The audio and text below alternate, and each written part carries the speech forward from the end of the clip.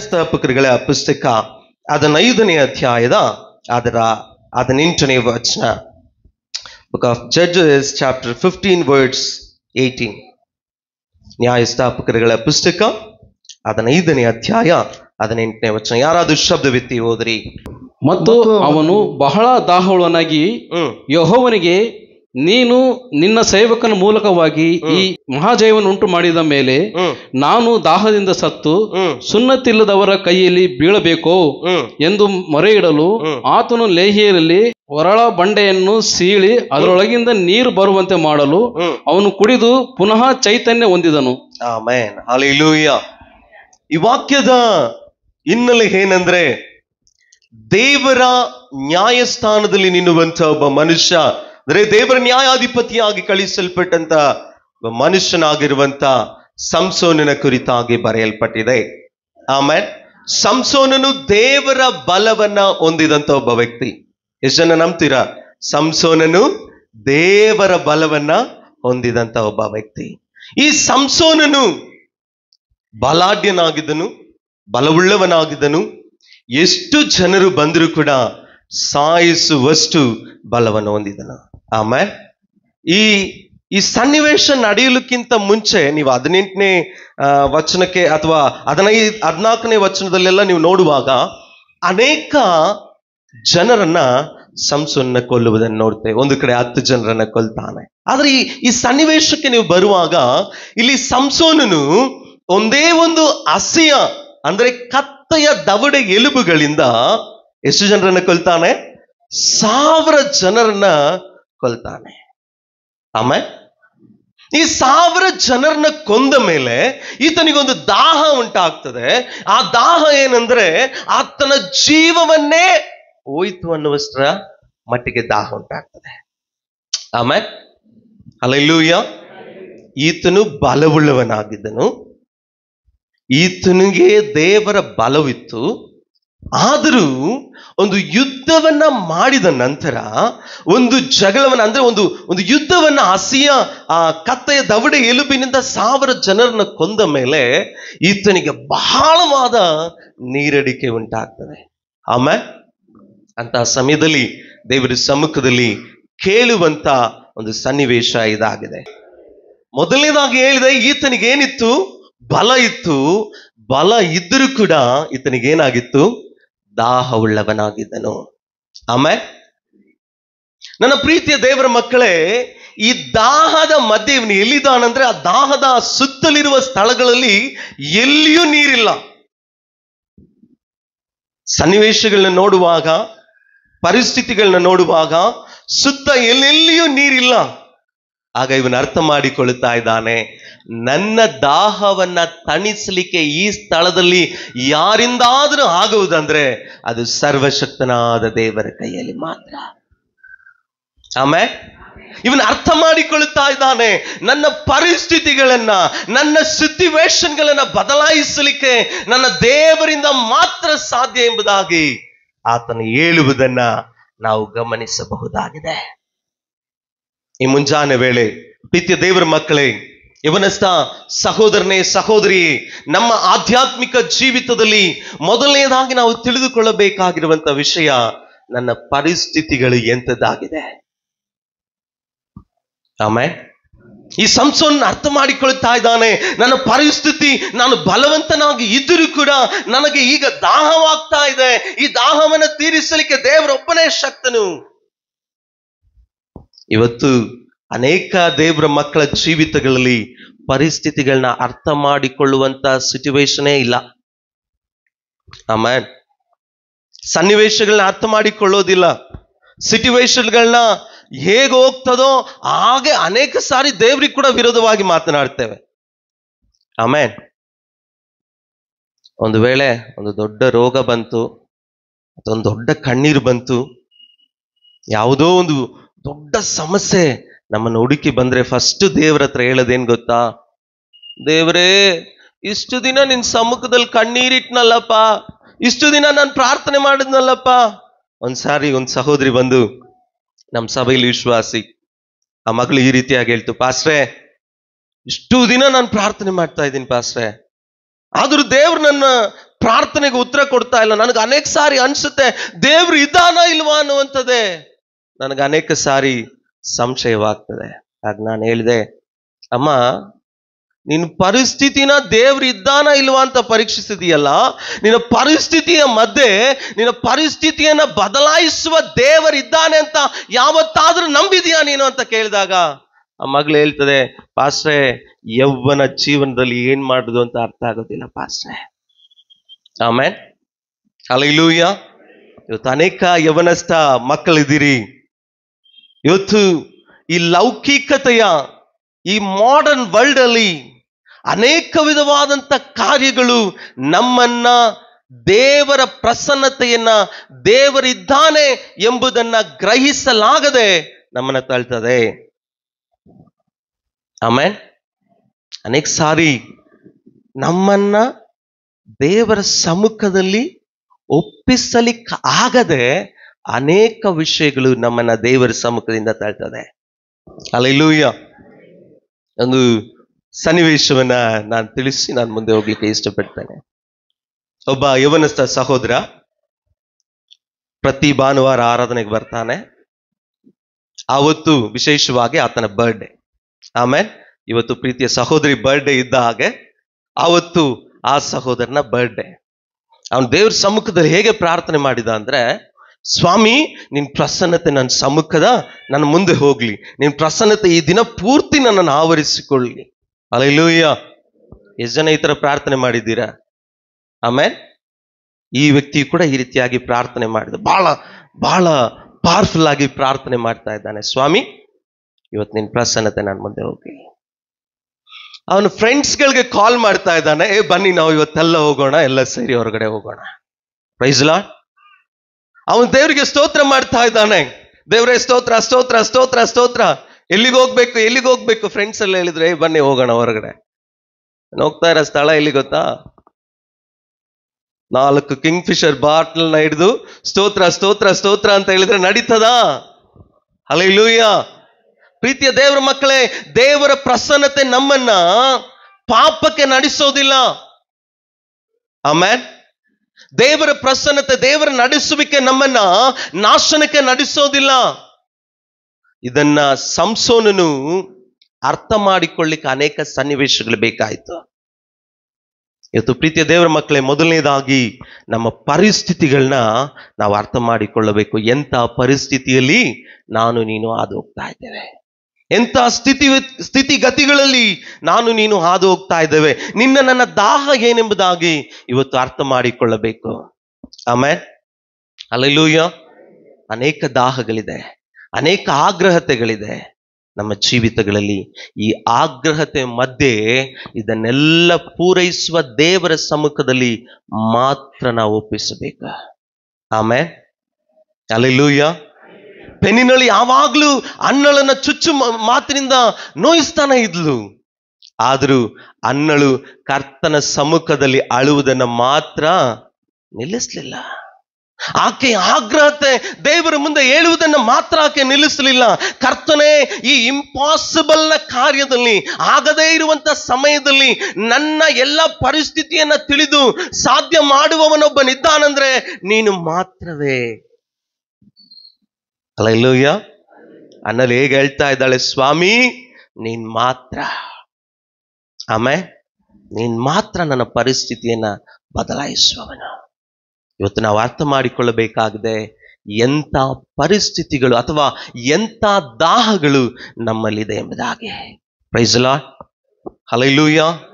ಈ ದಾಹ, ನಾನು ಮನೆಯನ್ನು ಕಟ್ಟಬೇಕು, ಒಳ್ಳೆ ಕಾರ್ನ ತೆಗೆದುಕೊಳ್ಬೇಕು, ಸಮುದಾಯದಲ್ಲಿ ಒಳ್ಳೆ ರೀತಿಯಾಗಿರಬೇಕು, ತಪ್ಪೇ ಇಲ್ಲ. ಆಮೇಲೆ ಇದಕ್ಕಿಂತ ಹೆಚ್ಚಿನದಾಗಿ ಕರ್ತನ ಮೇಲೆ ದಾಹ ಇರಬೇಕು. ಹಲ್ಲೆಲೂಯಾ. ನಿನ್ನ ಲೌಕಿಕ ದಾಹಕ್ಕಿಂತ ಹೆಚ್ಚಾಗಿ ಕರ್ತನ ಮೇಲೆ ದಾಹ ಇರಬೇಕು. 3 ಜನ ಯವ್ವನಸ್ಥ ಸಹೋದರರುಗಳು, 3 ಜನ ಯವ್ವನಸ್ಥ ದೇವರ ಮಕ್ಕಳುಗಳು ಕರ್ತನ ಮೇಲೆ ಭಾರವಾಗಿದ್ದಾರೆ. ಏನಂದ್ರೆ, ನನ್ನನ್ನ ಸುಟ್ಟರೂ ಕೂಡ ನಾನು ಕರ್ತನ ಮೇಲೆ ದಾಹವಾಗಿರ್ತೇನೆ. ಹಲ್ಲೆಲೂಯಾ. ಶಾದ್ರಾಕ್, ಮೇಷಕ್, ಅಬೇದ್ನಗೋ ಎಂಬತಕ್ಕಂಥ 3 ಯೌವನಸ್ಥರು ಕರ್ತನ ಸಮ್ಮುಖದಲ್ಲಿ ಅವರು ತಿಳಿದುಕೊಳ್ಳುತ್ತಾ ಇದ್ದಾರೆ, ನನ್ನ ದಾಹ ಸ್ವಾಮಿ, ಈ ಲೋಕದಲ್ಲಿ ಜೀವಿಸುವ ಆಸೆ ನನಗಿಲ್ಲ, ಈ ಲೋಕದಲ್ಲಿ ಈ ರಾಜನಿಗೆ ಭಯಪಟ್ಟು ನಾನು ಜೀವಿಸುವಂತ ದಾಹ ನನಗಿಲ್ಲ, ನಾನು ಜೀವಿಸೋದಾದ್ರೆ ಅದು ನಿನಗಾಗಿ ಮಾತ್ರ ಜೀವಿಸ್ತೀನಿ. Hallelujah, hallelujah. ಇವತ್ತು ಅನೇಕ ಯವನಸ್ಥ ಮಕ್ಕಳು, ಯವನಸ್ಥೆಯರನ್ನ ಪ್ರೀತಿ ಬಂದಾಗ ಸಮೀಪದಲ್ಲಿ ಅನೇಕ ನ್ಯೂಸ್ ಚಾನೆಲ್ಗಳನ್ನ ನೋಡ್ತಾ ಇದ್ದೆ. ಒಂದು ಯವನಸ್ಥ ಹುಡುಗ ಪ್ರೀತಿಸಿ ಒಂದು ಹುಡುಗಿಯನ್ನ ಮೋಸ ಮಾಡಿದಳೆಂಬುದಾಗಿ ತಿಳಿದು ಆ ಸಹೋದರಿ ತನ್ನ ಕಾಲ್ಗೆ ಹಗ್ಗವನ್ನು ಕಟ್ಟಿ ಚಾನೆಲ್ಗೆ ಬಿದ್ದಳೆಂಬುದಾಗಿ. ಆಮೇಲೆ ತುಚ್ಛವಾಗಿ ತನ್ನ ಜೀವನವನ್ನ ಕಳೆದುಕೊಳ್ಳುವಂತ ಪರಿಸ್ಥಿತಿಗಳಲ್ಲಿ ನಾವು ಹಾದು ಹೋಗ್ತಾ ಇದ್ದೇವೆ. ಆಮೇಲೆ ಹಲ್ಲೆಲೂಯ. ಎತ್ತವರು ಮಕ್ಕಳಿಗೆ ಒಂದು ಮಾತು ಹೇಳುವ ಹಾಗಿಲ್ಲ, ಹೇಳಿದ ತಕ್ಷಣನೇ ಎಷ್ಟೋ ಜನ ಇವತ್ತು ಸಿಂಪಲ್ ವರ್ಡ್ ಸೂಸೈಡ್, ಆಮೇಲೆ ಎಷ್ಟೋ ಜನ ಮಾಡ್ತಾ ಇದ್ದಾರೆ. ಈಗಿರುವ ಕಾಲಘಟ್ಟಗಳಲ್ಲಿ ನಿನ್ನ ಪರಿಸ್ಥಿತಿ ಎಂಥದೆಂಬುದಾಗಿ ಅರ್ಥ ಮಾಡಿಕೊಂಡು ಪರಿಸ್ಥಿತಿಗಳನ್ನ ಸರಿದೂಗಿಸುವ ದೇವರು ನಮ್ಮ ಸಂಗಡ ಇದ್ದಾನೆಂಬುದಾಗಿ ತಿಳಿದುಕೊಳ್ಳಿರಿ. ಆಮೇನ್, ಹಲ್ಲೆಲೂಯ, ಹಲ್ಲೆಲೂಯ. ನಿನ್ನ ಪರಿಸ್ಥಿತಿಗಳನ್ನ ನೋಡಿ ಅನೇಕ ನಿನ್ನ ನೆಂಟರುಗಳು ಹೇಳ್ಬಹುದು, ನಿನ್ನ ಕೈಯಲ್ಲಿ ಇನ್ನು ಆಗೋದೇ ಇಲ್ಲ ಅಂತ ಅನೇಕರು ಹೇಳ್ಬಹುದು. ಆದ್ರೆ ದೇವರು ಯಾವತ್ತು ನಿನ್ನನ್ನು ನೋಡಿ ಆಗೋದೇ ಇಲ್ಲ ಅಂತ ಹೇಳಲ್ಲ. ನನ್ನ ದೇವರಿಗೊಂದು ಸ್ಪೆಷಾಲಿಟಿ ಇದೆ ಗೊತ್ತಾ, ನನ್ನ ದೇವರಿಗೊಂದು ಶ್ರೇಷ್ಠತೆ ಇದೆ ಗೊತ್ತಾ? ಏನಂತ? ನನ್ನ ದೇವರಿಗೊಂದು ಶ್ರೇಷ್ಠತೆ ಏನಂದ್ರೆ, ಎಲ್ಲಿ ಏನು ಇಲ್ಲವೋ ಅದನ್ನ ಇರುವ ಹಾಗೆ ಕರೆಯುವ ದೇವರು. Amen, hallelujah. ನನ್ನ ದೇವರು ಎಲ್ಲಿ ಏನಿಲ್ಲವೋ ಅದನ್ನ ಇರುವ ಹಾಗೆ ಕರೆಯುವ ದೇವರು. ಈ ಸಂಸೋನನ ಜೀವಿತದಲ್ಲಿ ಆತನ ಪರಿಸ್ಥಿತಿಯಲ್ಲಿ ಬಹಳ ದಾಹವುಳ್ಳವನಾಗಿದ್ದಾಗ ಆತನ ಕರ್ತನ ಸಮ್ಮುಖದಲ್ಲಿ ಮೊರೆ ಇಟ್ಟಾಗ ದೇವರು ಅವನಿಗೆ ಜೀವ ಜಲವನ್ನ ಅನುಗ್ರಹಿಸಿದನು. ಆಮೇಲೆ ಆ ವಚನದಲ್ಲಿ ಆ ಸ್ಥಳಕ್ಕೆ ಒಂದು ಹೆಸರು ಉಂಟಾಗ್ತದೆ. ಅದರ 18ನೇ ವಚನದ ಕೆಳಗೆ ಹೋದ್ರಿ, 19ನೇ ವಚನದ ಕೆಳಗೆ, ಆದುದರಿಂದ ಅದಕ್ಕೆ ಎನ್ ಒಕೇರೆ ಎಂದು ಹೆಸರಾಯಿತು. ಎನ್ ಒಕೇರೆ ಎಂಬುದಾಗಿ ಅಂದರೆ ಹುಕ್ಕಿಸಲ್ಪಟ್ಟಂತದ್ದೆಂಬುದಾಗಿ. ಆಮೇಲೆ ಆ ಈಬ್ರೂ ಭಾಷಾಂತರವಾಗಿ ಅದು ಹೋಗುವಾಗ ಹುಕ್ಕಿಸಲ್ಪಡುವಂಥದ್ದೆಂಬುದಾಗಿ.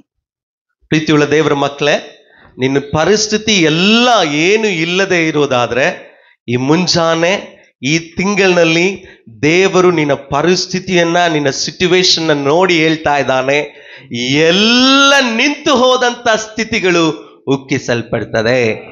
ಹಲ್ಲೆಲೂಯ. ಅಥವಾ ಇನ್ನೊಂದು ಮಾತಿಗೆ ಪುನಃಸ್ಥಾಪಿಸಲ್ಪಡ್ತದೆ. ಪಕ್ಕದಲ್ಲಿ ಕೈ ಕೊಟ್ಟು ಹೇಳ್ರಿ, ಇವತ್ತು ನಿನ್ನ ಜೀವನದಲ್ಲಿ ಎಲ್ಲ ಕಾಮ್ ಆಗಿದ್ರು ಪುನಃಸ್ಥಾಪಿಸಲ್ಪಡ್ತದೆ. ಆಮೇಲೆ ಹಲ್ಲೆಲೂಯ.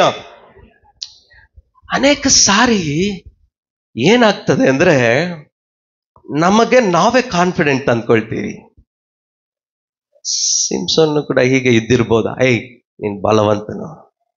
ಆಮೇಲೆ ಆರಂಭದಲ್ಲಿ ಸಿಂಸನ್ ಕೂಡ ಹೇಳಿ, ನೀನ್ ಬಲವಂತ, ನಿನಗೆಲ್ಲ ದಾಹ ಆಗತ್ತೆ. ಸ್ವಲ್ಪ ಹೊತ್ತು ಆಗಿರ್ಬೋದು, ಒಂದು 10 ನಿಮಿಷ ಆಗಿರ್ಬೋದು, ಒಂದು 20 ನಿಮಿಷಕ್ಕೆ ಅವನ ದಾಹ ಅವನ ಕೈಯಲ್ಲೇ ಕಂಟ್ರೋಲ್ ಮಾಡದೇ ಇರುವಾಗ ದೇವರನ್ನ ಕೂಗ್ತಾನೆ. ಹಲ್ಲೆಲೂಯ. ಇವತ್ತು ಅನೇಕರು ಈ ರೀತಿಯಾಗಿದ್ದಾರೆ. ರೋಗ ಬಂತ, ಹಣ ಇದೆ ನಿನ್ನ ಹತ್ರ, ಚಿಂತೆ ಮಾಡಬೇಡ. ಆಮೇಲೆ ಇವತ್ತು ಅನೇಕ ಶ್ರೀಮಂತರುಗಳು ದೇವರೇ ಇಲ್ಲ ಅನ್ನುವಂತ ಪರಿಸ್ಥಿತಿಗೆ ಹೋದ್ರು. ದೇವರು 2019-20ನೇ ವರ್ಷದಲ್ಲಿ ಅನೇಕರಿಗೆ ದೇವರು ಜೀವಿಸ್ತಾ ಇದ್ದಾನೆ ಅಂತ ಉತ್ತರ ಕೊಟ್ಟರು. Hallelujah, hallelujah. ಕೊರೋನಾ ಬಂದಾಗ ಕೋಟಿಗಟ್ಲೆ ಹಣ ಇದ್ರು ಆ ಹಣ ಯಾರನ್ನು ಉಳಿಸ್ಲಿಕ್ಕೆ ಆಗ್ಲಿಲ್ಲ. ಹಲ್ಲೆಲೂಯ. ಅಂದ್ರೆ ಇನ್ನೊಂದು ಅರ್ಥ ಏನಪ್ಪಾ ಅಂದ್ರೆ, ಅನೇಕ ಸಾರಿ ನಾವು ಬಲವಂತರೆಂಬುದಾಗಿ ನಾವು ನಂಬುತ್ತೇವೆ. ಎಷ್ಟೇ ಬಲವಂತನಾಗಿದ್ರು ಒಂದು ಸಮಯ ಇದೆ ಬಲಹೀನಗೊಳ್ಳಿಕ್ಕೆ. ಆಮೇಲೆ ಎಷ್ಟೇ ಪರಿಸ್ಥಿತಿಗಳು ಕಾಮಾಗಿ ಹೋಗ್ತಾ ಇದ್ರು ಒಂದು ದಿನ ಎಲ್ಲ ಕಾಮ್ನೆಸ್ ಬದಲಾಗಿ ಹೋಗ್ತದೆ. ಆ ಬದಲಾಗಿ ಹೋಗುವ ಸಮಯದಲ್ಲಿ ನಿನ್ನ ಸ್ಥಿತಿಗಳನ್ನ ಅರ್ಥ ಮಾಡಿಕೊಂಡು ದೇವರ ಸಮ್ಮುಖದಲ್ಲಿ ಹೇಳ್ಬೇಕಾಗಿದೆ, ಸ್ವಾಮಿ ನನ್ನ ಪರಿಸ್ಥಿತಿಯನ್ನು ಬದಲಾಯಿಸೋ ದೇವರು ನೀನೆ. ಆಮೇನ್, ಹಲ್ಲೆಲೂಯ. ಮೊದಲನೇದಾಗಿ ಅರ್ಥ ಮಾಡಿಕೊಳ್ಳಬೇಕು ನನ್ನ ದಾಹ ಏನೆಂಬುದಾಗಿ. ಕೀರ್ತನೆ ಪುಸ್ತಕ 34ನೇ ಅಧ್ಯಾಯ 17ನೇ ವಚನ ಯಾರಾದ್ರೂ ಓದಿಕೊಳ್ಳೋಣ. ಯೆಹೋವನು ನೀತಿವಂತರ ಕೂಗನ್ನು ಕೇಳಿ ಎಲ್ಲಾ ಕಷ್ಟಗಳಿಂದ ಅವರನ್ನು ಬಿಡಿಸುತ್ತಾನೆ. ಆಮೆನ್. ಹಲ್ಲೆಲೂಯಾ. ಪರಿಸ್ಥಿತಿಗಳನ್ನ ಅರ್ಥ ಮಾಡಿಕೊಂಡು ಕರ್ತನನ್ನ ಸಮ್ಮುಖದಲ್ಲಿ ಕೂಗಿದರೆ ಎಲ್ಲಾ ಪರಿಸ್ಥಿತಿಗಳಿಂದ ಕರ್ತನು ನಮ್ಮನ್ನ ಬಿಡಿಸುವವನಾಗಿದ್ದಾನೆ. ಆಮೇಲೆ ಎರಡನೇದಾಗಿ ಹತಾಶೆಯ ಮಧ್ಯೆ ಒಂದು ಕೂಗು. ಈ ಸಿಂಸೋನನು ಹತಾಶೆಯ ಮಧ್ಯೆ ಅಂದ್ರೆ ನಿರ್ಗತಿಕ ಸ್ಥಳದಲ್ಲಿ ಒಂದು ಕೂಗನ್ನ ಕೂಗುತ್ತಾ ಇದ್ದಾನೆ. Hallelujah, hallelujah. ಏನೂ ಇಲ್ಲ, ಆ ಸಮಯದಲ್ಲಿ ಕೂಗ್ತಾ ಇದ್ದಾನೆ, ನನ್ನ ದೇವರೇ, ನಾನು ಸತ್ತವನಾಗೇ ಇದ್ದೇನೆ, ಈ ಫಿಲಿಸ್ಟಿಯರ ಕೈಯಲ್ಲಿ ನನ್ನನ್ನು ಕೊಡಬೇಡ ಸ್ವಾಮಿ,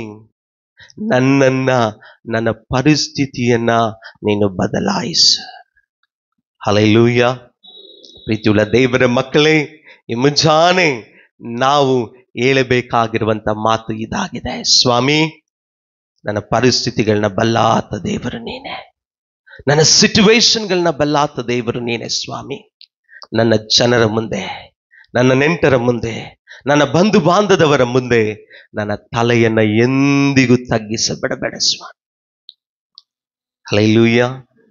ಇವತ್ತು ಆ ಸಿಂಸೋನನ ಪ್ರಾರ್ಥನೆ ನನ್ನ ಪ್ರಾರ್ಥನೆ ಆಗಬೇಕಾಗಿದೆ. ಇವತ್ತು ಆ ಸಿಂಸೋನನ ಪ್ರಾರ್ಥನೆ ನನ್ನ ಪ್ರಾರ್ಥನೆ ಆಗಬೇಕಾಗಿದೆ. ಸ್ವಾಮಿ, ನನ್ನನ್ನು ಎಂದಿಗೂ ಅವಮಾನಕ್ಕೆ ಗುರಿಪಡಿಸಬೇಡ. Hallelujah, hallelujah. ನನ್ನ ದೇವರು ತಕ್ಕ ಕಾಲದಲ್ಲಿ ನಿನ್ನನ್ನು ಉನ್ನತವಾಗಿ ಏರಿಸುವ ದೇವರಾಗಿದ್ದಾನೆ. ನನ್ನ ದೇವರು ನಿನ್ನನ್ನು ತಕ್ಕ ಕಾಲದಲ್ಲಿ ಉನ್ನತವಾಗಿ ಏರಿಸುವ ದೇವರಾಗಿದ್ದಾನೆ. ಪ್ರೀತಿಯುಳ್ಳ ದೇವರ ಮಕ್ಕಳೇ, ಕಳೆದ 2024 ವರ್ಷದ ಡಿಸೆಂಬರ್ ತಿಂಗಳಲ್ಲಿ ಒಂದು ಘಟನೆ ನನ್ನ ಜೀವಿತದಲ್ಲಿ ನಡೆಯಿತು. 2024 ಡಿಸೆಂಬರ್ ನನ್ನ ಮಡದಿಯಾಗಿರುವಂತ ಸುನೀತಳಿಗೆ ಜಾಂಡೀಸ್ ಎಂಬಂತ ಒಂದು ಕಾಯಿಲೆ ವಿಚಿತ್ರವಾಗಿ ಹೆಚ್ಚಾದ ನಿಮಿತ್ತ ಅನೇಕ ಡಾಕ್ಟರ್ಗಳು ಹೇಳಿದ್ರು, ಇಲ್ಲಿ ಎಲ್ಲಿಯೂ ಟ್ರೀಟ್ಮೆಂಟ್ ತಗೋಬೇಡ್ರಿ, ನೀವು ಒಂದು ವೇಳೆ ಹೋಗೋದಾದ್ರೆ 2 ಹಾಸ್ಪಿಟಲ್ ನಾನು ಸಜೆಸ್ಟ್ ಮಾಡ್ತೇನೆ ಎಂಬುದಾಗಿ. ಒಂದು ಅವ್ರು ಹೇಳಿದ್ದು ಮಣಿಪಾಲ್, ಎರಡನೇದಾಗಿ ಅವ್ರು ಹೇಳಿದ್ದು ಬ್ಯಾಂಗ್ಳೂರ್ ಬ್ಯಾಪ್ಟಿಸ್ಟ್ ಹಾಸ್ಪಿಟಲ್. ಈ 2 ಹಾಸ್ಪಿಟಲ್ನ ಅವರು ರೆಫರ್ ಮಾಡಿದ್ರು. ಆ ಜಾಂಡೀಸ್ ಲೆವೆಲ್ ಬಂದ್ಬಿಟ್ಟು 10ರಲ್ಲಿ 7 ಕ್ರಾಸ್ ಮಾಡಿತ್ತು. ಹಲ್ಲೆಲೂಯಾ. 7% ಕ್ರಾಸ್ ಮಾಡಿ ಆದಮೇಲೆ ನಮಗೆ ಗೊತ್ತಾಗಿದ್ದೆ ಲೇಟ್. ಸ್ಟಾರ್ಟ್ ಆಗಿ ಎಷ್ಟು ದಿನ ಆಯ್ತು ಅಂದಾಗ ನಮಗೆ ಗೊತ್ತಿರಲಿಲ್ಲ. ಅದು ತಿಳಿಯ ಬಂದಿದ್ದೆ ಲೇಟ್ ಆಯ್ತು. ಸೊ ಆ ಸಮಯದಲ್ಲಿ ನಾನು ಮಡದಿ ಕ್ಯಾರಿಂಗ್ 5 ತಿಂಗಳು ಆಕೆ ಗರ್ಭಿಣಿಯಾಗಿದ್ಲು. ಡಾಕ್ಟ್ರು ಎಲ್ಲ ಹೇಳಿದ್ದು, ಒಂದು ವೇಳೆ ಈ ಜಾಂಡೀಸ್ ಆ ಮಗುವನ್ನು ಕೂಡ ಬಾಧಿಸಿರ್ತದೆ, ನಾವು ಗ್ಯಾರಂಟಿ ಕೊಡ್ಲಿಕ್ಕೆ ಆಗಲ್ಲ. ಇಲ್ಲಿ ಡಾಕ್ಟರ್ ಹೇಳಿದ್ರು, ನೀವು ಎಷ್ಟು ಬೇಗ ಸಾಧ್ಯನೋ ಅಷ್ಟು ಬೇಗ ನೀವು ಒಳ್ಳೆ ಹಾಸ್ಪಿಟಲ್ಗೆ ಅವ್ರನ್ನ ರೆಫರ್ ಮಾಡಿ ಅಥವಾ ತಲುಪಿಸ್ರಿ ಎಂಬುದಾಗಿ ಹೇಳಿದಾಗ, ನಿಜವಾಗ್ಲೂ ಈ ಸನ್ನಿವೇಶವನ್ನ, ಈ ನ್ಯೂಸ್ ಅನ್ನ ಕೇಳಿ ಹೃದಯ ಒಡೆದವನಾಗಿ ಕರ್ತನ ಸಮ್ಮುಖದಲ್ಲಿ ಕೇಳಿದೆ, ಸ್ವಾಮಿ, ನಿನ್ನ ಸೇವೆಯನ್ನು ಮಾಡುವಂತ ಕುಟುಂಬ, ಅನೇಕ ಸ್ಥಳಗಳಲ್ಲಿ ನೀನು ಜೀವಿಸುವ ದೇವರೆಂಬುದಾಗಿ ಹೇಳುವಂತ ನಾನು ನಿನ್ನ ದಾಸನಾಗಿದ್ದೀನಿ. ಆಮೇಲೆ ನನ್ನ ಕಷ್ಟದ ಸಮಯದಲ್ಲಿ ಶತ್ರುಗಳಿಗೆ ನಗಾಡ್ಲಿಕ್ಕೆ ನೀವು ಒಂದು ಕ್ಷಣ ಆಸ್ಪದ ಕೊಡಬಾರ್ದಪ್ಪ. ನನ್ನ ಮನಸ್ಸಿನಲ್ಲಿ ಪ್ರಾರ್ಥನೆ ಇದಾಗಿತ್ತು. ಸರಿ, ಸುಮಾರು 7 ಗಂಟೆಗೆ ಪ್ರಯಾಣವನ್ನ ಬಿಟ್ಟು 12:15 ಮಣಿಪಾಲ್ ಹಾಸ್ಪಿಟಲ್ನಲ್ಲಿ ಇದ್ದೀವಿ. 12:15 ಎಲ್ಲ ಎಂಟ್ರಿ ಎಲ್ಲ ಮುಗೀತು, ಅಡ್ಮಿಷನ್ ಎಲ್ಲ ಮುಗೀತು. ಅಲ್ಲಿ ಡಾಕ್ಟರ್ನ ಕೇಳುವಾಗ ಅವ್ರು ಏನು ಹೇಳಿಲ್ಲ, ಸ್ಟಾರ್ಟಿಂಗ್ ನಮ್ಗೆ ಏನು ಹೇಳಿಲ್ಲ, ಸ್ವಲ್ಪ ಸೈಡಲ್ಲಿ ಇರ್ಲಿಕ್ಕೆ ಹೇಳಿದ್ರು. ಎಲ್ಲ ಟೆಸ್ಟ್ ಅನ್ನ ಮಾಡಿದ್ರು. ಇಲ್ಲಿಂದ ಡಾಕ್ಟರ್ ಹೇಳಿದ್ರು, ಮಗುಗೂ ಮತ್ತು ತಾಯಿಗೂ 2ಕ್ಕೂ ಅದು ಅಫೆಕ್ಟ್ ಆಗಿರ್ಬೋದು ಎಂಬುದಾಗಿ ಡಾಕ್ಟರ್ ಹೇಳ್ತಾ ಇದ್ರು. ನಾವೇನು ಹೇಳಲಿಕ್ಕೆ ಆಗಲ್ಲ. ಅಡ್ಮಿಟ್ ಮಾಡಿದ್ರು. ಅಡ್ಮಿಟ್ ಮಾಡಿ ಆದ್ಮೇಲೆ ಇಲ್ಲಿಂದ ಹೇಳಿದ್ರು ICU ಬೇಕೆಂಬುದಾಗಿ. ಅಲ್ಲಿ ಹೋದ್ವಿ. ಒಂದು 4ರಿಂದ 5 ತಾಸು ಮಾತ್ರ. ಆಮೇಲೆ ಹಲ್ಲೆಲೂಯಾ. ನನ್ನ ದೇವ್ರು ಎಂತವನಂದ್ರೆ 4ರಿಂದ 5 ತಾಸು ಮಾತ್ರ ಆ ಎಮರ್ಜೆನ್ಸಿ ವಾರ್ಡ್ನಲ್ಲಿ ಇಟ್ರು, ICU ಹತ್ರ ವೆಂಟಿಲೇಟರ್ ಹತ್ರ ಇಟ್ರು. ಅದರ ಮುಂಚಾನೆ ಬೆಳಗ್ಗೆ ಒಂದು 10 ಇರಬಹುದು, 10-11 ಇರಬಹುದು, ನಾರ್ಮಲ್ ವಾರ್ಡ್ಗೆ ಶಿಫ್ಟ್ ಮಾಡಿದ್ರು. ಆಗ ದೇವ್ರಿಗೆ ಹೇಳಿದೆ, ಸ್ವಾಮಿ ನೀನು ಉನ್ನತನಪ್ಪ. ನನ್ನ ಮನಸ್ಸು ದೇವರಲ್ಲಿ ಪ್ರಾರ್ಥಿಸ್ತಾ ಇತ್ತು, ಸ್ವಾಮಿ ನೀನು ಉನ್ನತನ ಸ್ವಾಮಿ, ನೀನು ಇಂದಿಗೂ ಜೀವಿಸುವವನು ಸ್ವಾಮಿ, ನಿನ್ನ ದಾಸನ ಪ್ರಾರ್ಥನೆಯನ್ನು ಕೇಳುವವನು ಸ್ವಾಮಿ ಎಂಬುದಾಗಿ ದೇವರಿಗೆ ಸ್ತೋತ್ರ ಮಾಡಿದೆ. ಅದಾದ ನಂತರ ಮತ್ತೆ ಒಂದು ಡಾಕ್ಟರ್ ಚೆಕಪ್ ಆದ ಮೇಲೆ ಒಂದು ದೊಡ್ಡ ಗುಂಡನ್ನ ತಲೆಗೆ ಹಾಕಿದ್ರು. ಆಮೇಲೆ ಹಲ್ಲೆಲೂಯ. ಪರಿಸ್ಥಿತಿಗಳು ಹೇಗೆಲ್ಲ ಹಾದು ಹೋಗ್ಬೇಕಾಗಿದೆ ಅಂದ್ರೆ, ಡಾಕ್ಟರ್ ಹೇಳ್ತಾ ಇದ್ದಾರೆ, ಈಗಿನ 5th ಮಂತ್ ಆಕೆಗೆ 5 ತಿಂಗಳ ಗರ್ಭಿಣಿ ಆಗಿದ್ದಳು. 5 ತಿಂಗಳಲ್ಲಿ ಡಾಕ್ಟರ್ ಹೇಳ್ತಾ ಇದ್ದಾರೆ ಆಕೆಗೆ ಪ್ರಸವ ವೇದನೆ ಆರಂಭ ಆಗ್ಬಿಟ್ಟಿದೆ. ಆಕೆಗೆ ಸಾಧ್ಯವಾದ್ರೆ ಆಪರೇಷನ್ ಮಾಡ್ಬೇಕಾಗ್ತದೆ, ಇಲ್ಲ ಅಂದ್ರೆ ಇಲ್ಲಿ ಅಡ್ಮಿಟ್ ಆಗ್ಬೇಕಾಗ್ತದೆ. ಯಾಕಂದ್ರೆ ನಾವು ಯಾವುದನ್ನು ಗ್ಯಾರಂಟಿ ಹೇಳಲಿಕ್ಕೆ ಆಗೋದಿಲ್ಲ ಅಂತ ಹೇಳಿ ಈ ವಿಷಯವನ್ನ ನಾನು ನಮ್ಮ ಅತ್ತೆಯವ್ರಿಗೂ ತಾಯಿಯವ್ರಿಗೂ ಹೇಳಿಲ್ಲ, ತಿಮ್ಮೇಶ್ ಬ್ರದರ್ಗೆ ಹೇಳಿಲ್ಲ. ನಾನೇ ಕರ್ಕೊಂಡೋಗಿ ಹಾಸ್ಪಿಟಲ್ನಲ್ಲಿ ಇರುವಾಗ ನಿಜವಾಗಿಯೂ ಮಡದಿಯನ್ನ ಸ್ಕ್ಯಾನಿಂಗ್ ರೂಮ್ಗೆ ಕಳಿಸಿ ಅವ್ರು ಹೇಳಿದ ಮಾತಿನಿಂದ ಕಣ್ಣೀರುಳ್ಳವನಾಗಿದೆ ಅವರ ಸಮ್ಮುಖದಲ್ಲಿ ಪ್ರಾರ್ಥನೆ ಮಾಡಿದೆ. ಸ್ವಾಮಿ ನಿನ್ ದಾಸನನ್ನ ಯಾವತ್ತೂ ಅವಮಾನ ಪಡಿಸ್ಬೇಡಪ್ಪ, ನೀನ್ ಜೀವಿಸುವ ದೇವರಂತ ಇಡೀ ರಾಜ್ಯ ಪೂರ್ತಿಯಾಗಿ ನಾನು ಸುವಾರ್ತೆ ಸಾರೋನ್ ಸ್ವಾಮಿ, ಎಂದಿಗೂ ಅವಮಾನಕ್ಕೆ ತಾಳ್ಬೇಡ. Hallelujah, hallelujah. ಮತ್ತೆ ಸ್ಕ್ಯಾನಿಂಗ್ ಎಲ್ಲ ಮುಗೀತು. ಬೆಡ್ ನಲ್ಲಿ, ನಾರ್ಮಲ್ ವಾರ್ಡ್ ನಲ್ಲಿ ಸಪರೇಟ್ ರೂಮ್ ಅಲ್ಲಿ ಹೇಳ್ತಾ ಇದ್ರು ನರ್ಸ್ಗಳೆಲ್ಲ, ಇವರು ಈ ಬೆಡ್ ನಿಂದ ಕೆಳಗೆ ಇಳಿದು ನಡೆಯುವಾಗೇ ಇಲ್ಲ. Praise Lord, hallelujah. ಅವರ ಟಾಯ್ಲೆಟ್ ಎಲ್ಲವೂ ಕೂಡ ಆ ಬೆಡ್ ಅಲ್ಲಿ ಆಗ್ಬೇಕು, ನೀವು ಎಲ್ಲೂ ಹೊರಗಡೆ ಕರ್ಕೊಂಡು ಹೋಗಂಗಿಲ್ಲ. Praise Lord. ನೀವು ನಂಬ್ತಿರೋ ಇಲ್ವೋ ಗೊತ್ತಿಲ್ಲ, ಆ ನರ್ಸ್ಗಳೆಲ್ಲ ನನ್ನ ನೋಡಿ ಬೈತಾ ಇದ್ದಾರೆ, ಸಾರ್ ನೀವು ಎಜುಕೇಟೆಡ್ ಅಲ್ವಾ, ನೀವೇ ಹಿಂಗ್ ಮಾಡಿದ್ರೆ ಹೆಂಗೆ? ಆದ್ರೆ ಅವ್ರಿಗೆ ಗೊತ್ತಿಲ್ಲ ನನ್ನೊಳಗಿರೋ ದೇವ್ರು ಯಾರು ಅಂತ. ಹಲ್ಲೆಲೂಯಾ.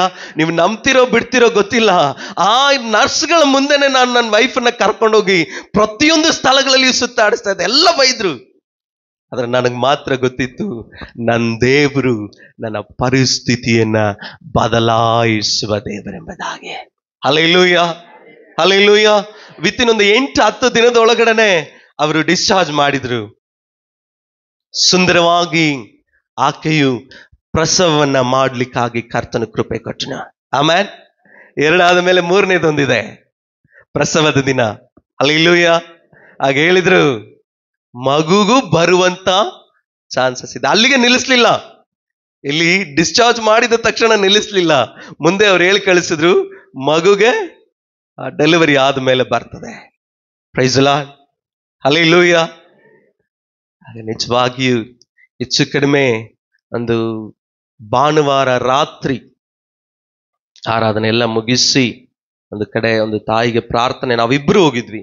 ಒಂದು ತಾಯಿಗೆ ಪ್ರಾರ್ಥನೆ ಮಾಡ್ಲಿಕ್ಕಾಗಿ ನಾವಿಬ್ರು ಹೋಗಿ ವಾಕ್ ಮಾಡಿ ರಾತ್ರಿ ಬರುವಾಗ ಒಂದು ಪೇನ್ ಸ್ಟಾರ್ಟ್ ಆಯ್ತು. ಹಾಸ್ಪಿಟಲ್ ಅಡ್ಮಿಟ್ ಮಾಡ್ಲಿಕ್ಕೆ ಹೋದ್ವಿ. ಅಡ್ಮಿಟ್ ಮಾಡ್ಲಿಕ್ಕೆ ಹೋದಾಗ ಅಡ್ಮಿಟ್ ಆಯ್ತು, ಪೇನ್ ಸ್ಟಾರ್ಟ್ ಆಯ್ತು. ಒಂದು 3 ಸಾರಿ ಆಪರೇಷನ್ ವಾರ್ಡ್ಗೆ ಹೋಗಿ ಮತ್ತೆ ಕರ್ಕೊಂಡ್ ಬರ್ತಾರೆ. ಒಂದು ಸಾರಿ ಹೇಳ್ತಾ ಇದ್ದಾರೆ BP ಹೈ ಆಯ್ತು, 2ನೇದಾಗಿ ಹೇಳ್ತಾ ಇದ್ದಾರೆ ಇವರಿಗೆ ಮತ್ತೆ ಪ್ರಾಬ್ಲಮ್ ಆಗ್ತದೆ ಎಂಬುದಾಗಿ. ಪ್ರೀತಿಯುಳ್ಳ ದೇವರ ಮಕ್ಕಳೇ, ಅಲ್ಲಿರುವಂತ ನರ್ಸ್ಗಳು ಆಶ್ಚರ್ಯವಾಗ್ತಾ ಇದ್ದಾರೆ. ಏನಂದ್ರೆ ಇದೇ ಫಸ್ಟ್ ಪೇಷಂಟ್ ನಾರ್ಮಲ್ ಡೆಲಿವರಿ ಆಗಿ ಹೋಗ್ತಾ ಇರೋದು. ಹಲ್ಲೆಲೂಯಾ. ದೇವರು ತನ್ನನ್ನ ಕರೆಯುವವರನ್ನ, ಆಪತ್ತಿನ ದಿನದಲ್ಲಿ ದೇವರನ್ನ ನೋಡಿ ಕೂಗುವವರಿಗೆ ದೇವರು ಸಹಾಯ ಮಾಡುತ್ತಾನೆಂಬುದಕ್ಕಾಗಿ ಜೀವವುಳ್ಳ ಸಾಕ್ಷಿ ಇಲ್ಲಿ ನಿಂತು ದೇವರ ವಾಕ್ಯವನ್ನ ಸಾರ್ತಾ ಇದ್ದೇನೆ. ಹಲ್ಲೆಲೂಯಾ. ನನ್ನ ಜೀವಿತದಲ್ಲಿ ಅದ್ಭುತ ಮಾಡಿದ ದೇವರು, ನನ್ನ ಜೀವಿತದಲ್ಲಿ ಅತಿಶಯ ಮಾಡಿದ ದೇವರು ನಿನ್ನ ಜೀವಿತದಲ್ಲಿಯೂ ಆತನ ಮಾಡಲಿಕ್ಕೆ ಶಕ್ತನಾಗಿದ್ದಾನೆ. ಯಾಕೆಂದ್ರೆ ನನ್ನ ದೇವರು ಆಬ್ರಾಮ್ ಈಸಾಕರ ದೇವರು ಮಾತ್ರ ಅಲ್ಲ, ಮುಪ್ಪಿದಾಕರ ಮಾರ್ಗಳ ದೇವರಲ್ಲ, ಪಿತೃಗಳ ದೇವರಲ್ಲ. ಆತನು ಇಂದಿಗೂ ಜೀವಿಸುವ ದೇವರಾಗಿದ್ದಾನೆ, ಇಂದಿಗೂ ಅದ್ಭುತಗಳನ್ನ ಮಾಡುವವನಾಗಿದ್ದಾನೆ, ಇಂದಿಗೂ ಆತನು ಮುಚ್ಚಿದಂತ ಕದಗಳನ್ನ ತೆರೆಯುವ ದೇವರಾಗಿದ್ದಾನೆ, ಕಟ್ಟಲ್ಪಟ್ಟಂತ ಪ್ರತಿಯೊಂದನ್ನ ಬಿಚ್ಚುವ ದೇವರಾಗಿದ್ದಾನೆ. Amen, amen. ಪರಿಸ್ಥಿತಿಗಳು ಅನೇಕ ಸಾರಿ ಹೇಳ್ತದೆ ಆಗಲ್ಲ, ಪರಿಸ್ಥಿತಿಗಳು ಅನೇಕ ಸಾರಿ ಹೇಳ್ತದೆ ಮುಗಿದೋಯ್ತು. ಆದರೆ ನನ್ನ ದೇವ್ರು ಹೇಳ್ತಾನೆ, ಎಲ್ಲಿ ಮುಗಿದಿದೆಯೋ, ಎಲ್ಲಿ ಆಗಲ್ವೋ ಅಲ್ಲಿಯೇ ನಾನು ಆರಂಭ ಮಾಡ್ತೀನಿ. ಹಲ್ಲೆಲೂಯಾ. ಎಲ್ಲಿ ಇಲ್ವೋ ಅಲ್ಲಿಯೇ ನಾನು ಸ್ಟಾರ್ಟ್ ಮಾಡ್ತೀನಿ. ಅದೇ ನನ್ನ ದೇವರ ಸ್ಪೆಷಾಲಿಟಿ. ಹಲ್ಲೆಲೂಯಾ. ನನ್ನ ಕೇಳ್ತಾ ಇರುವ ದೇವರ ಮಕ್ಕಳೇ, ನಿಮ್ಮ ಪರಿಸ್ಥಿತಿ ಸನ್ನಿವೇಶಗಳು ಕೂಡ ಇದೇ ರೀತಿಯಾಗಿ ಹಾದು ಹೋಗ್ತಾ ಇದೆಯಾ? ಇವತ್ತು ದೇವರ ಸಮ್ಮುಖದಲ್ಲಿ ನೋಡಿ ಹೇಳಬೇಕಾಗಿದೆ, ಸ್ವಾಮಿ, ನಾನು ಬಲಹೀನಳಾಗಿದ್ದೇನೆ, ಆದರೂ ಕೂಡ ನನ್ನಲ್ಲಿ ನಿನ್ನ ಬಲವನ್ನ ತುಂಬಿಸು, ನನ್ನಲ್ಲಿ ನಿನ್ನ ಪ್ರಸನ್ನತೆಯನ್ನ ತುಂಬಿಸು, ನನ್ನಲ್ಲಿ ನಿನ್ನ ವಾಗ್ದಾನಗಳನ್ನ, ನಿನ್ನ ಉಜ್ಜೀವನತೆಯನ್ನ ನನ್ನಲ್ಲಿ ತುಂಬಿಸು ಅಂತ ದೇವರ ಸಮ್ಮುಖದಲ್ಲಿ ಕೇಳೋದಾದ್ರೆ ನಿಜವಾಗಲೂ ಆತನು ತುಂಬಿಸಿ ಪ್ರಕಾಶಪಡಿಸಲಿಕ್ಕಾಗ್ತಾನೆ. ಆಮೇನ್. ಪ್ರಕಾಶಗೊಳಿಸುವವನಾಗಿದ್ದಾನೆ. ಪ್ರೀತಿಯುಳ್ಳ ದೇವರ ಮಕ್ಕಳೇ, ಈ ಸಿಂಸೋನ್ನ ಜೀವಿತದಲ್ಲಿ ಕೂಡ ಹಾಗೆ ಆತನು ಸೌತ ಮೇಲೆ ಕರ್ತನ ಸಮ್ಮುಖದಲ್ಲಿ, ಆತನು ದಾಹವುಳ್ಳವನಾದ ಮೇಲೆ ಕರ್ತನ ಸಮ್ಮುಖದಲ್ಲಿ ಕೇಳ್ತಾ ಇದ್ದಾನೆ, ಸ್ವಾಮಿ ನನ್ನನ್ನ ಬದುಕಿಸು. ಅದರ 19ನೇ ವಚನವನ್ನ ನಾವು ನೋಡುವಾಗ ಒಂದ್ಸಾರಿ ಓದಿಕೊಳ್ಳ್ರಿ. ಸುನ್ನತಿಲ್ಲದವರ ಕೈಲಿ ಬೀಳಬೇಕು ಎಂದು ಮೊರೆಯಿಡಲು ಆತನು ಲೇಹಿಯರಲ್ಲಿ ಒರಳು ಬಂಡೆಯನ್ನು ಸೀಳಿ ಅದರೊಳಗಿಂದ ನೀರು ಬರುವಂತೆ ಮಾಡಲು ಸಾಕು. ಅದರೊಳಗಿಂದ ನೀರು ಬರುವಂತೆ ಮಾಡಲು. ಪ್ರೀತಿಯುಳ್ಳ ದೇವರ ಮಕ್ಕಳೇ, ಇವತ್ತು ಪರಿಸ್ಥಿತಿಗಳ ಮಧ್ಯೆ, ಅನಾನುಕೂಲತೆಯ ಮಧ್ಯೆ ಒಂದನ್ನು ಮಾತ್ರ ಎದುರು ನೋಡ್ಬೇಕೇನೆಂದ್ರೆ ದೈವಿಕ ಒದಗಿಸುವಿಕೆ. Hallelujah, hallelujah. ಇವತ್ತು ನಾವು ಕರ್ತನ ಸಮ್ಮುಖದಲ್ಲಿ ಕೇಳಬೇಕಾಗಿದೆ, ಸ್ವಾಮಿ ನಿನ್ನ ದೈವಿಕ ಒದಗಿಸುವಿಕೆಯನ್ನು ನನಗೆ ಕೊಡು, ನಿನ್ನ ದೈವಿಕ ಒದಗಿಸುವಿಕೆಯನ್ನು ನನಗೆ ಕೊಡು. ಆಗ ಕೇಳುವಾಗ ನಿಶ್ಚಯವಾಗಿ ನನ್ನ ದೇವರು ನೀಡುವವನಾಗಿದ್ದಾನೆ. ಆಮೇಲೆ ನಿಶ್ಚಯವಾಗಿಯೂ ನನ್ನ ದೇವರು ನೀಡುವವನಾಗಿದ್ದಾನೆ. ಇಲ್ಲಿ ಈ ವಾಕ್ಯದಲ್ಲಿ ಹೇಳಲ್ಪಟ್ಟ ಹಾಗೆ ಅಲ್ಲಿ ಏನು ಉಂಟಾಗ್ತದೆ? ನೀರು ಉಂಟಾಗ್ತದೆ. ಈಗಿನ ಅರ್ಥಕ್ಕೆ, ಪ್ರೆಸೆಂಟ್ ಸಿಚುವೇಶನ್ಗೆ ನೀರು ಎಂಬುದಾಗಿ ಹೇಳುವಾಗ ಒಂದು ಪರಿಶುದ್ಧಾತ್ಮನ್ನ ಸೂಚಿಸ್ತದೆ. ಹಲ್ಲೆಲೂಯಾ. ಯಾರನ್ನ ಸೂಚಿಸ್ತದೆ? ಪರಿಶುದ್ಧಾತ್ಮನನ್ನ ಸೂಚಿಸ್ತದೆ. ದಾಹವಾಗಿರುವಂತ ಪ್ರತಿಯೊಬ್ಬೊಬ್ಬನು ಅಥವಾ ಬಲಹೀನನೆಂಬುದಾಗಿ ಹೇಳುವಂತ ಪ್ರತಿಯೊಬ್ಬೊಬ್ಬನು ಈ ಮುಂಜಾನೆ ಕೇಳಬೇಕಾಗಿದೆ, ಪರಿಶುದ್ಧಾತ್ಮನೇ ನಿನ್ನ ಜೀವ ಜಲವನ್ನ ನನಗೆ ಕೊಡು ಎಂಬುದಾಗಿ. ಹಲ್ಲೆಲೂಯಾ. ನನ್ನ ದೇವರ ವಾಕ್ಯ ಈ ರೀತಿಯಾಗಿ ಹೇಳ್ತದೆ, ದಾಹದಿಂದ ಇರುವವನಿಗೆ ಜೀವ ಜಲವನ್ನ ಆತನು ನೀಡುತ್ತಾನೆ ಎಂಬುದಾಗಿ. Praise the lord. ಹಲ್ಲೆಲೂಯಾ. ತನ್ನ ಕರ್ತನ ಸಮ್ಮುಖದಲ್ಲಿ ದೇವರ ಮಕ್ಕಳೇ, ಇವತ್ತು ನೀನು ಹೇಳ್ಬೇಕಾಗಿದೆ, ಸ್ವಾಮಿ ನಿನ್ನ ವಾಕ್ಯವನ್ನ ನನಗೆ ದಯಪಾಲಿಸಿ. ಯೋಹಾನ ಬರೆದ ಸುವಾರ್ತೆ 4ನೇ ಅಧ್ಯಾಯದ 14ನೇ ವಚನವನ್ನ ಒಂದು ಸಾರಿ ಓದಿಕೊಳ್ಳೋಣ. ನಾನು ಕೊಡುವ ನೀರನ್ನು ಕುಡಿಯುವವನಿಗೆ ಎಂದಿಗೂ ನೀರಡಿಕೆ ಆಗುವುದಿಲ್ಲ.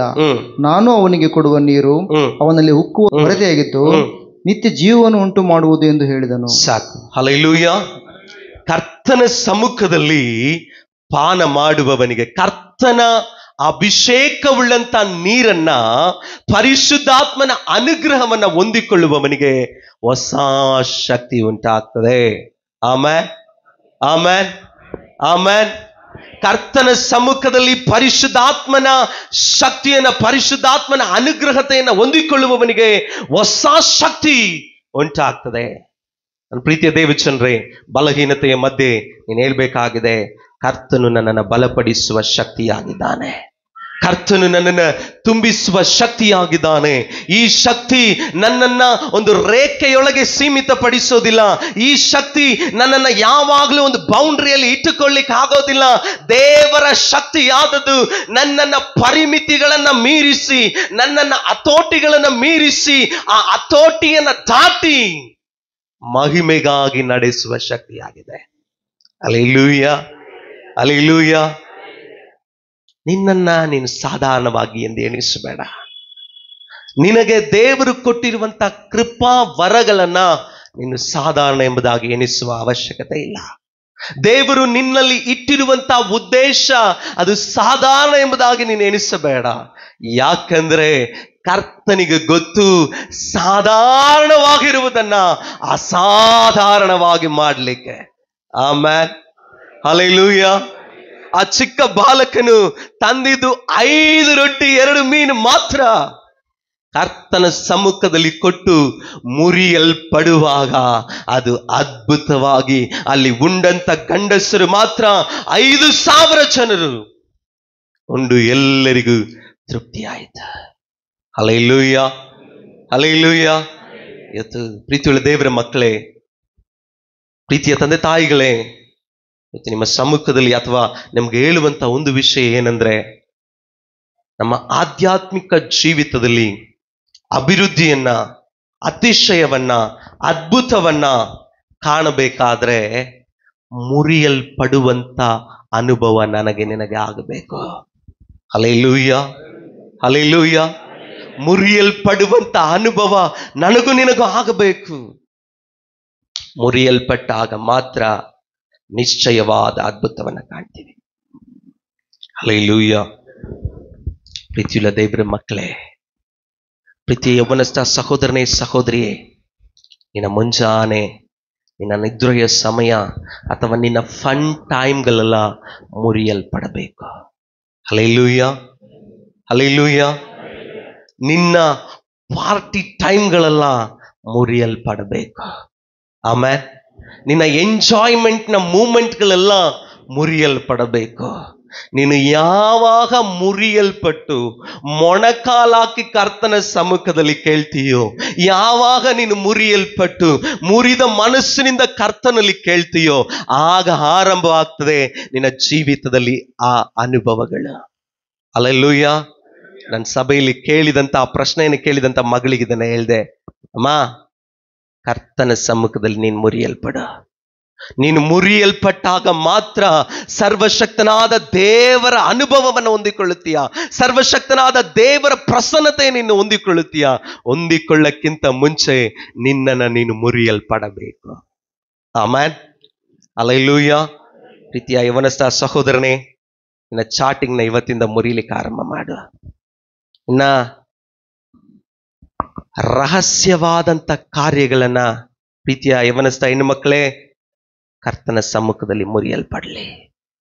ಆಮೇಲೆ ನಿಜವಾಗಿ ನೀನು ನಂಬೋದೇ ಆದ್ರೆ, ನಿಜವಾಗಿ ನೀನು ಮುರಿಲಿಕ್ಕಾಗಿ ಒಪ್ಪಿಸಿಕೊಡೋದೇ ಆದ್ರೆ, ಕರ್ತನು ನಿನ್ನ ಯೋಚನೆಗಳಿಗೂ ನಿನ್ನ ಜ್ಞಾನಕ್ಕೂ ನಿನ್ನ ಸಾಮರ್ಥ್ಯಕ್ಕೂ ಮಿಗಿಲಾದ ಕಾರ್ಯವನ್ನ ಕರ್ತನು ನಿನ್ನನ್ನು ಕೊಂಡು ಆತನು ಮಾಡಲಿಕ್ಕೆ ಶಕ್ತನಾಗಿದ್ದಾನೆ. Amen, amen. ಎಷ್ಟು ಜನ ನಂಬ್ತೀರಾ? ಕರ್ತನಲ್ಲಿ ನಾನು ಮುರಿಯಲ್ಪಡ್ಲಿಕ್ಕೆ ಒಪ್ಪಿಸಿಕೊಡುವಾಗ ಕರ್ತನು ನನ್ನನ್ನು ಕೊಂಡು ಈ ಲೋಕವನ್ನ ಕದಲಗೊಳಿಸ್ತಾನೆ. Amen, hallelujah.